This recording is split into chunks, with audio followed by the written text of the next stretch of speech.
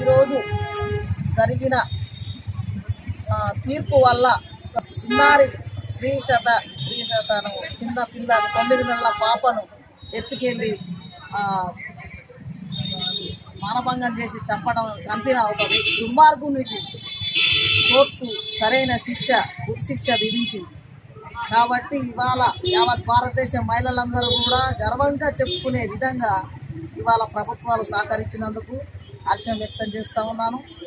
ఇదే విధంగా ఏ దుర్మార్గులైనా ఉంటే కూడా మరి ఇదే విధంగా డిపార్ట్మెంట్ కానివ్వండి, పోలీస్ డిపార్ట్మెంటు, మీడియా మిత్రులు, ప్రెస్ వీళ్ళందరి సహకారంతోనే ఇవాళ న్యాయవాదులు సహకారంతోనే ఇవాళ ఈ శిక్ష పడింది.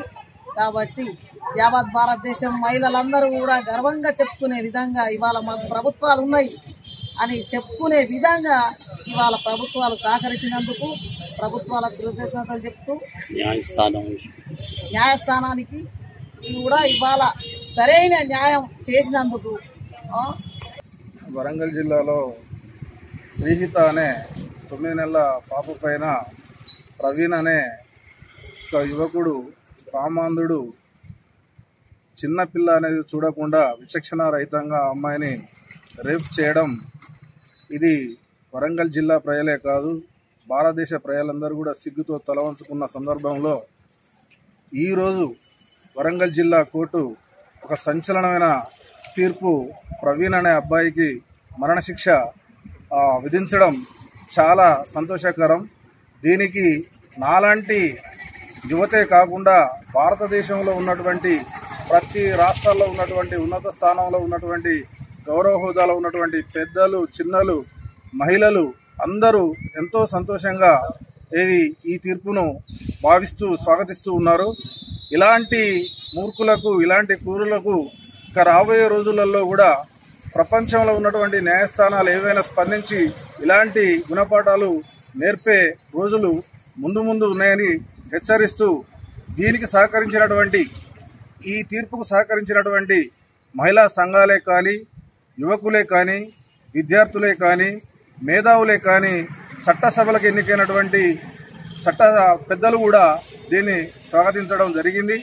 దీనికి ఈరోజు ఈ వరంగల్ జిల్లాలో ఇచ్చినటువంటి ఈ సంచలనమైన తీర్పు ఈ జిల్లాకే పరిమితం కాకుండా, ఈ రాష్ట్రానికే పరిమితం కాకుండా దక్షిణ భారతదేశం కానీ, ఉత్తర భారతదేశం కానీ, భారతదేశంలో ఉన్నటువంటి ప్రతి న్యాయస్థానం దీన్ని ఆదర్శంగా తీసుకొని ఇలాంటి క్రూరులకు రాబోయే రోజులలో తగిన గుణపాఠం చెప్తారనే ఆలోచనతోటి ఈరోజు ఇచ్చినటువంటి ఈ తీర్పును మేమందరం కూడా జిల్లా ప్రజలందరూ స్వాగతిస్తూ ప్రతి వాడల్లో ఉన్నటువంటి మహిళలు కూడా సంతోషమైనటువంటి తీర్పు, పసిగుడ్డు పైన జరిగినటువంటి అఘాయిత్యాన్ని ఈరోజు జిల్లా కూడా కేడర్ కూడా వరంగల్ జిల్లా టీఆర్ఎస్ జనరల్ సెక్రటరీని దీన్ని కూడా పార్టీలో ఉన్నటువంటి చిన్న స్థాయి నుంచి రాష్ట్ర స్థాయి నాయకత్వం కూడా ఈ తీర్పును చాలా సాధారణంగా చర్చించుకోవడం జరుగుతున్నది. मैं अल अंसार वेलफेयर सर्वमताల సమ్మేళన international and founder and president. మా ఆర్గనైజేషన్ సభ్యులు కూడా ఇక్కడ ఉన్నారు.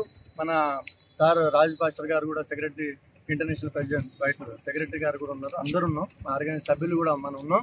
అయితే ఈ స్నేహిత అన్న అమ్మాయి చిన్న 9 సంవత్సరాల అమ్మాయికి 9 నెలల అమ్మాయికి ఈ మృగం అన్నది ప్రవీణ్ అనే మృగం అమ్మాయికి హతమార్చి అది చేశాడు.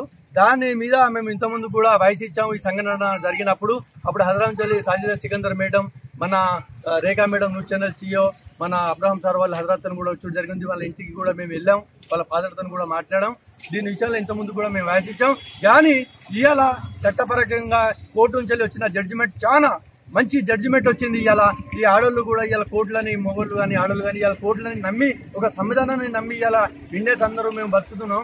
ఇవాళ ఒక చట్టంలో వచ్చి మంచి డిసిజన్ జడ్జిమెంట్ వచ్చింది, వానికి ఉడి శిక్ష.